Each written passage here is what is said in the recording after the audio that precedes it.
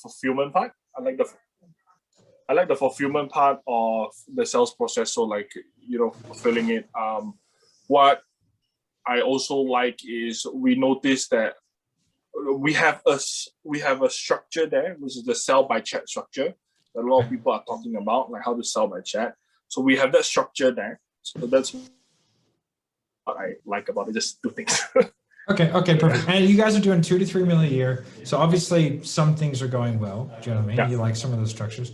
I guess what would you change about the process if you could from a sales perspective, whether it's the methodology you're using or the outcomes that you're getting? I think would be me, because I'm the only person bringing 2 to 3 mil into the business, because I do webinars, and then we try to automate it, but the conversion rate just drops. So every week I do a webinar and then we close. And then we just bring in the money. But the problem right now is I want to fix that, where they can either watch a video, or they can either do watch a content piece and then book to a strategy call or something like that. And then I'll remove myself from the sales process. Okay, so having, I guess, you being the main income generator, the main income generator of the company, how long has that been the case for? I would say 3-4 years. 3-4 years. Okay, and I guess is that impacting the ability of the business to expand, or is that kind of? Yes. Okay. Like I can't focus on marketing. I can't focus on content creation. I can't focus on scaling, because I'm the only guy that does the sales also. So, okay, well, I just want to understand, I guess, the rationale behind why you might be looking to, I guess, bring in a more structured sales process. I guess, what's the main reason for wanting to do that, rather than just like, I don't know, go and just fill more closers or whatever? I think because this model is not very scalable, because we also realize there's a lot of, like, when it comes to the webinar model, we realize that we run a campaign, right? And then let's say 100 people register, and then 30% show up, and out of the 30%, then you close another 10-20%. And then we feel like there's a lot of these lost leads that, if we could do something about them, if our outreach team is strong enough, they could do a customer service call and then disguise it as then lead them to a strategy call and then close them, that kind of thing. So it's that there's a lot of process things that are missing, not only just the skill set, but it's a process, right? Yes. The referral process, the no-show process, the the internal sales rep lead generation. Okay, that kind of makes sense. And you mentioned that before you talked to me, you did Danlock and you also did Belfort. I guess, what do you think, I guess, held you back from having success with that approach? I think it's not a very plug and play method. Okay. So the problem with Dan, we realize, is it's a very mindset and stuff, and then it's good, but when the rubber hits the road, the closer has no idea what to do, right? And okay. Yeah. So that's the first one. Yeah.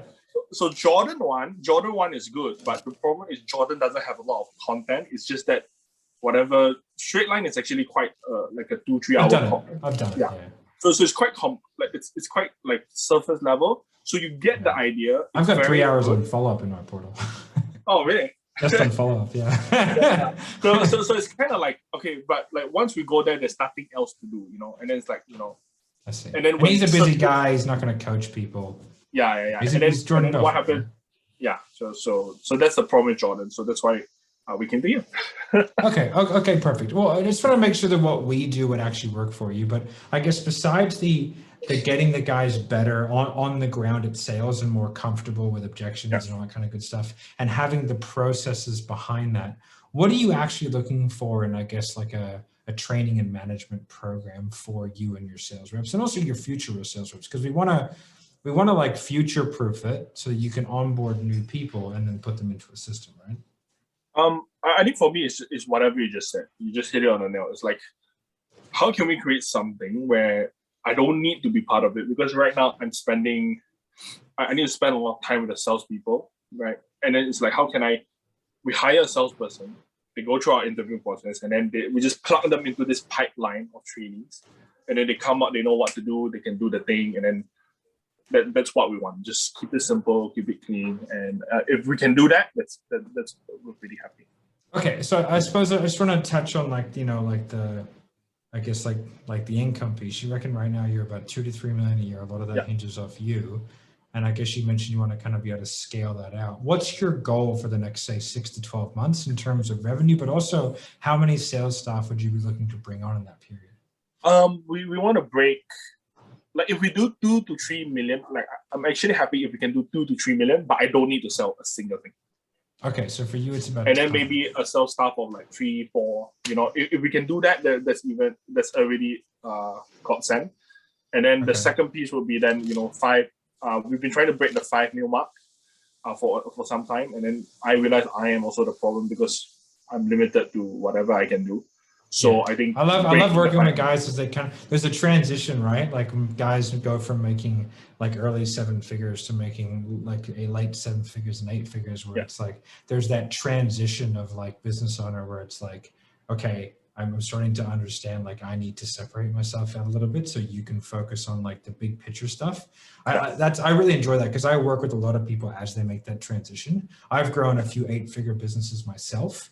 And so making that, it's a very interesting time. And I think sales is one of the key components, which is why I like having these chats. Okay. So let's just say we are able to, I guess, you know, like if you're able to get to that point where let's say you're doing 3 to 5 million without doing the sales, like what do you do with that? Like what's David's kind of vision for yourself in the future if you're able to I would kind of say generate content creation, Okay. you know, do more videos on Facebook, that kind of stuff, and then spend more time with I would say half. It would be first half would be content creation, you know, creating more assets so that it's easier for the closer to close in the future, you know, get the brand out there, get the name out there.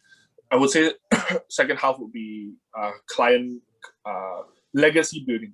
Yeah, legacy building. So training our current coaches. We have other coaches that talk about different like different parts of our programs, and then training them to be able to coach and take over the coaching part so that I can also remove myself from that also. Yeah. So and what do you coach specifically? Like what do you coach people to do? Video marketing. We do a lot of video marketing coaching. So video marketing, and right now we chunk it up to social media. So we started off our niche is video marketing, and then now we also talk about, you know, Instagram Reels, how to get clients with Instagram Reels, how to get clients with what do you call it, TikTok, you know, those kind of things, video stuff. Okay, perfect. And I suppose like, you know, the whole point is not to get to $5 million having enormous sales stuff that's taking all of your money, right? Yeah. So, and what I want to do is I want to make sure that if we do something together, that I put a structure in place that makes sense for you as the business owner, right? So what is the revenue that you're looking to take out of your company on like a monthly or yearly basis? The revenue, honestly, I right now I haven't thought about that. I haven't prepared that so far, but you mean personally pick up? Yeah, because like obviously, like, you know, like as you know, decisions have to be made, right? Yeah. And so they're going to have personal impacts on you, both positive and negative. And so for me, like what I don't want to do is put in people and structures and grow a sales machine that's not going to be really, really front end profitable, which won't allow you to take the back end. So what one of the balancing acts that I make is like, if I understand what David's vision is for yourself and your life moving forward, like I want to make $100,000 a month in this business, then I know like, okay, we need to have a structure that's going to create this much cash collection, you know what I mean? And this much kind of front end. So like for you, like for me, like for my business, it's $80K a month. That's what I need to take out of it. Yeah. Right. I think for me it's $100K a month. So like 30% to me, and then the rest of the 60-70% back to the company. So. Okay. And like I guess like with what you're doing now, how close are you to being able to pull out the $100K a month? Right now, not so much because what was that? We're getting dragged down by operations, and then because in order to get the closing numbers that we were getting, like we have a lot of staff that even though they're not sales, they're supporting, they're doing the phone calls, they're doing the reminders, and then get the show up. So there's a lot of work being done, but the closing of the deals isn't being happened. Yes. Okay. That makes sense. And I suppose like, you know, one of the questions that I always think of like, you may have heard this before, but I like to think of goals as like, you know, as like somebody running a 100-meter race, right? So it's like, I can have $100K a month. I can have fame, money, women in front of you. Do you know what I mean? And that helps you kind of go for it. And the reason, but if I release a line behind you, you're going to run that 100 meters a little bit faster. Right. And so there's two sides to the motivation coin. There's the run towards and the run away coin. Right. And so like what I always like to find out from my potential clients is like, I guess, because then we're on the same side, we're on the same team. Like what happens if nothing happens and you don't fix the sales team? You can't figure out a way. You just kind of keep trying different things that don't work. What happens over the next 6 to 12 to 18 months in your business if that never changes and you're the one who's responsible for all the income? I think for me, it would be like, I would be the slave to the business. I think you work with enough clients where they realize like, hey, I'm making so much money, but I'm not taking anything back. Yep. You know, and then it feels like I am working for my staff because the day I stop, you know, then they don't make money, and then it feels like I'm dragging myself there. So I think those are two of the main things. And I've been in the business for maybe 5-6 years already, and then it's taking a churn on me. I'm 27 now, so like I'm gonna hit 30 soon. So I like girlfriend, marriage, all that kind of stuff, and then I think it just extends the time. Yeah. And then I realized like there's not enough to take home because everything is distributed to the team, and then I realized like personal finance wise, it's not gonna be the strongest. So I need to build that personal finance for me. So that's the consequence if this continues. So yeah. Okay. And do you feel like you're in a position now where you're ready to start making some changes to kind of work towards that and put yourself in a position where you can? Yeah. Okay, man. Well, kind of based off our conversation today, I think that what we have might actually work for you, right? So I have a couple of options, right? But essentially, it's like a 12-week management structure, right? Mm-hmm. Where I build out all of it's, I'll tell you, it's 12 weeks, it's 25,000, right? And for that, we do a couple of different things for you, okay? So the first thing is that I'm going to show you the portal, because the portal is the first thing that you're probably curious about, okay? Right, so if you allow me, I'm just going to share my screen, and I'm going to take you through like a daily training portal that I put and expect, and I put the KPIs in, okay? So what we're going to do is this, okay? So here it is. Here's the portal. It's in a platform called Kartra. Super, super simple. This is just a welcome video, okay? Essentially, when I was a commission-only sales rep, I was earning $100,000 a month commission. So the whole way that this portal is themed is this is how you make a shitload of money as a sales rep, right? Okay, so the first thing, we go through some planning, okay? Ideal income, what's close rate mean, show up rate, understanding commissions and like how to not use comparison. Comparison is a thief of joy, right? So we want to keep good people long-term, building a gap of like what you can offer. And this is where I really change their mindset. And I go like, okay, what can David offer you from a lead perspective? And how do we compare that with the opportunity that you require in order to get your income?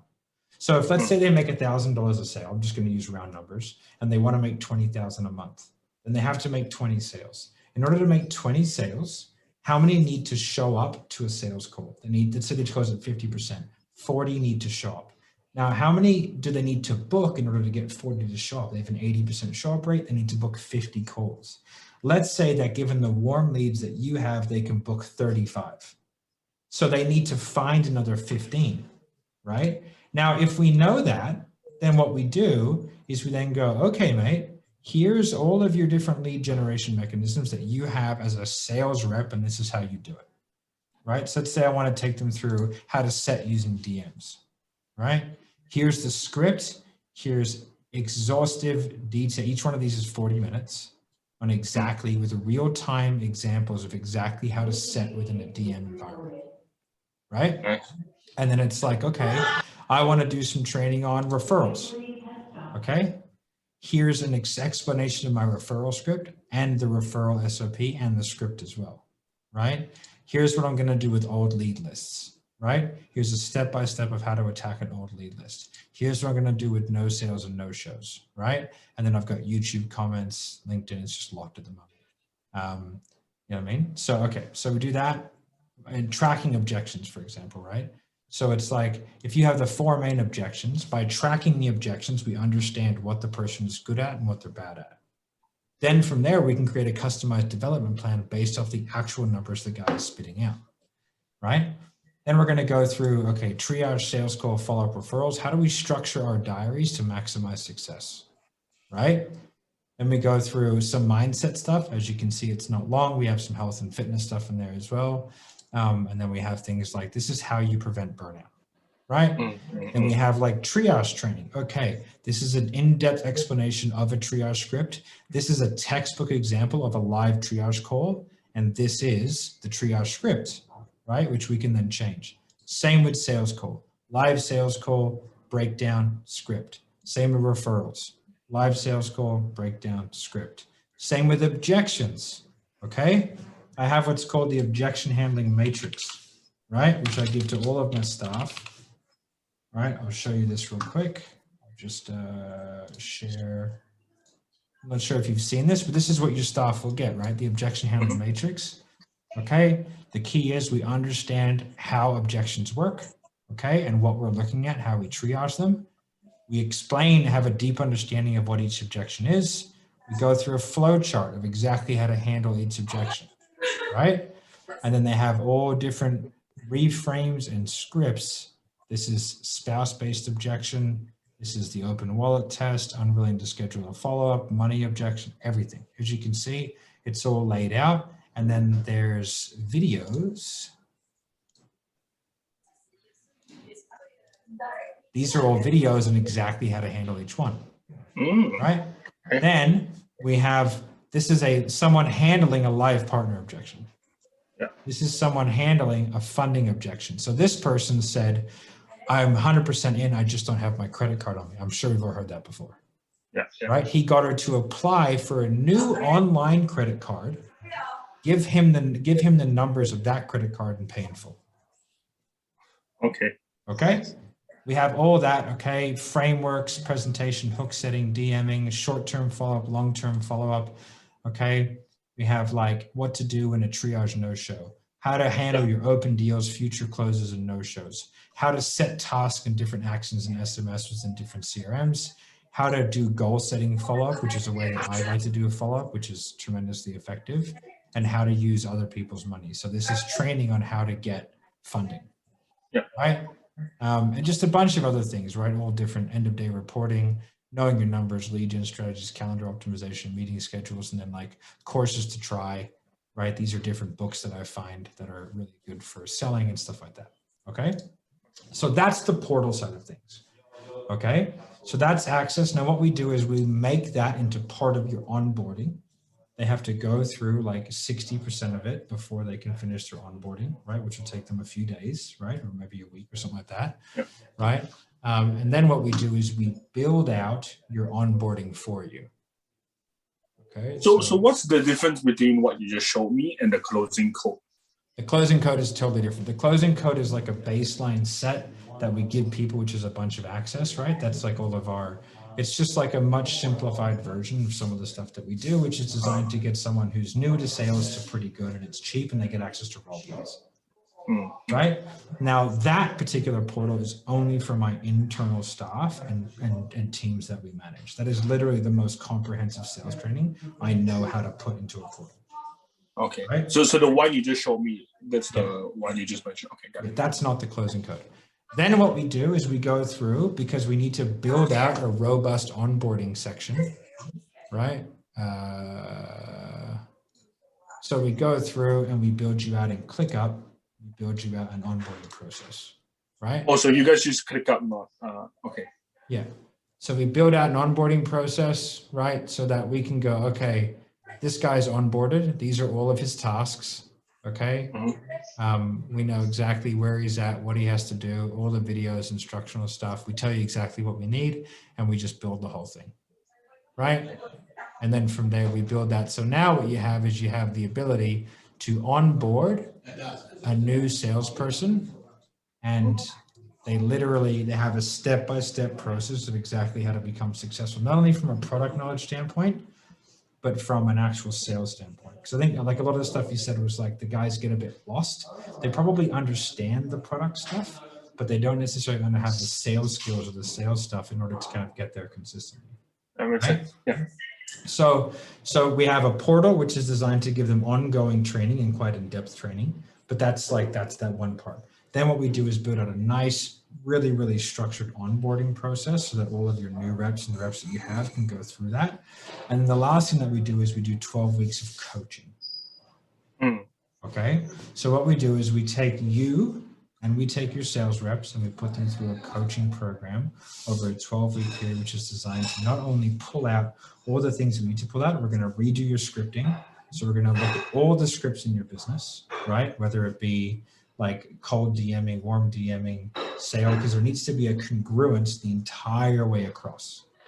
The messaging needs to be clear from everybody. There needs to be start points and start points of each phase, and everyone needs to know them. So the messaging. So if you have a DM team, a setter team, everyone needs to be involved.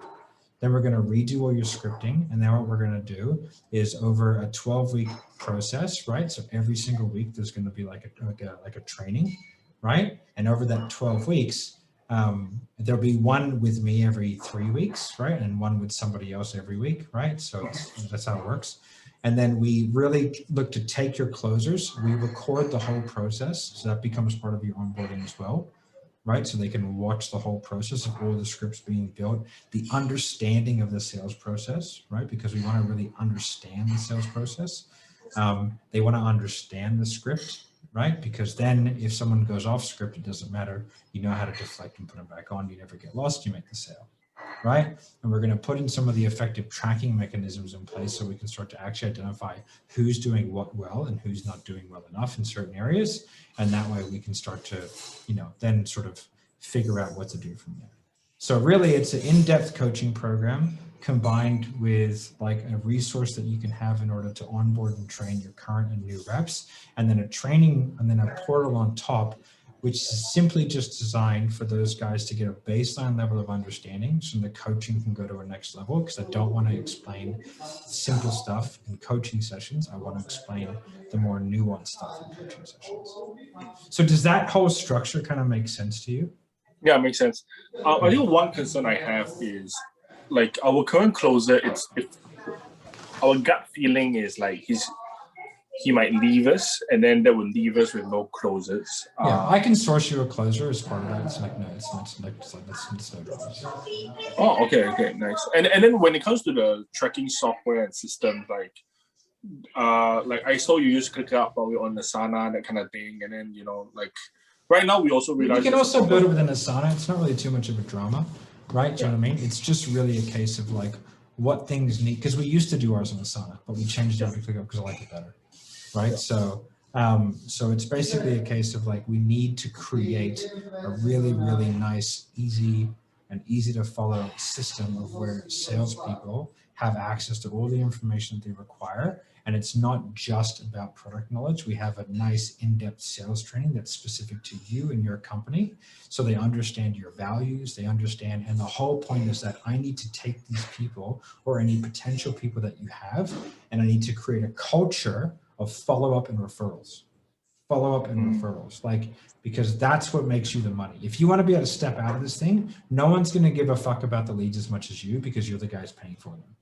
But if I can create a culture of people who get after it and go for it and get it, and we get rid of the baby bird mentality, then you're in a really good position over the next 3, 6, and 12 months to be able to step out of that business and have people in there that are actually making sales, because they're stepping into an expectation of, you're not a baby bird, we give you warm leads, but that's not the only way you need. Right? Got it. But that's going to start from up here at the top. And it's going to start from like, we need to start firing that down. And it's about the mentality of like, we do what we need to do to get the job done.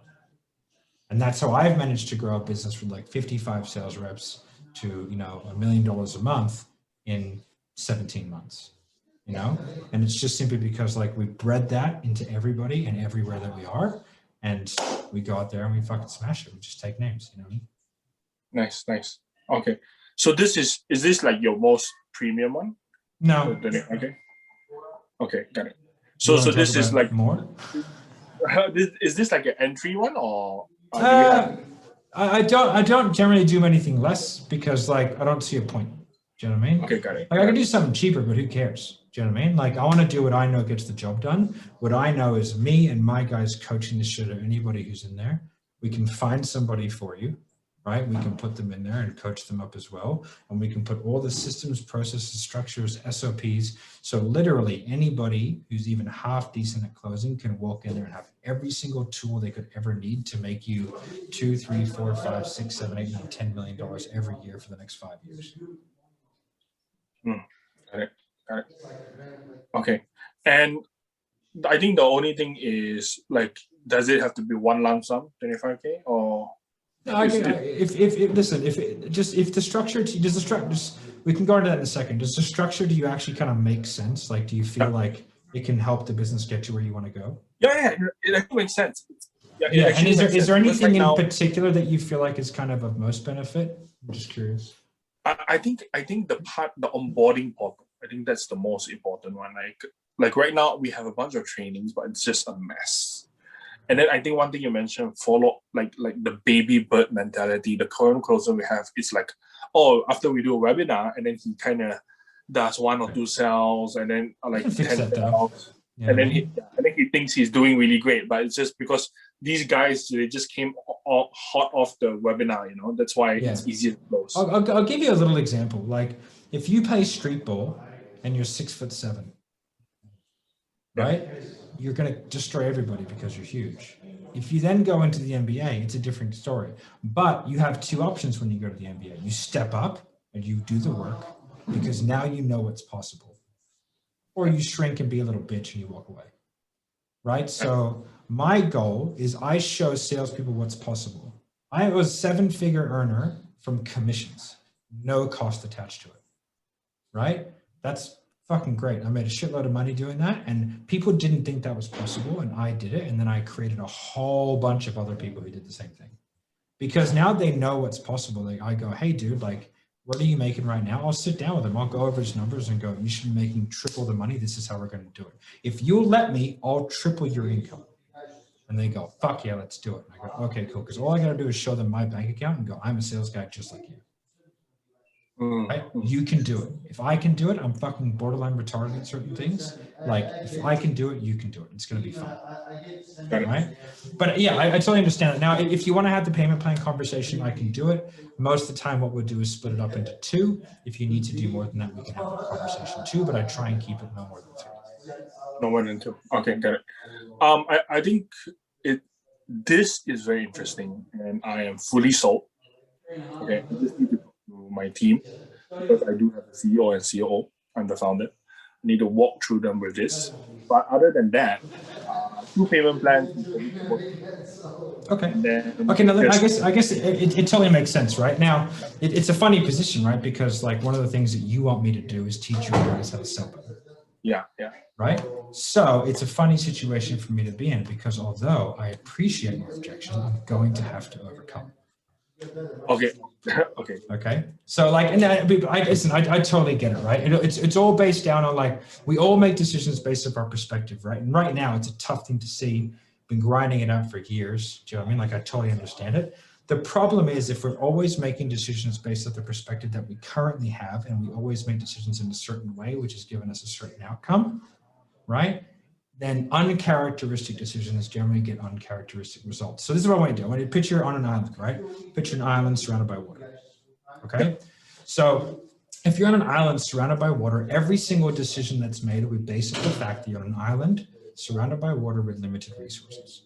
In order to kind of get to the perspective that you want to have, which let's just say it's like, the penthouse, right? You got to be up nice and high, right? Where you get far more input. So when you have more input, your decision making is different, right? The guy in the penthouse is making different decisions than the guy on the ground floor. Do you know what I mean? And their perspective in life reflects their perspective in the building. Okay. So there's a couple of really difficult decisions that need to be made. And this is the decisions as leaders that we make. And that's why we're the leaders, right? The first one is that like understanding it's there is tough. You can't see the mountain. So to walk to it, to actually believe it's there is difficult. Now you're a business owner, entrepreneur, you clearly know that there's more that can be done. You're investing in business coaching and doing all this kind of stuff, right?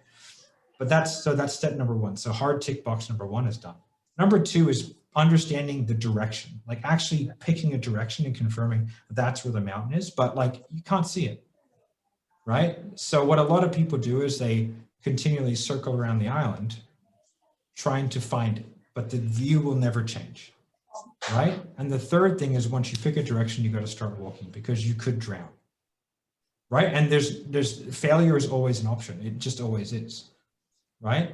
But the thing that separates the people who like get to the mountain and don't is just the ones who walk, and they put themselves in a position. They're constantly putting themselves in the best position possible to be able to get the outcome, right? And so like, I guess the question is like, how much more time do you want to spend kind of circling the island?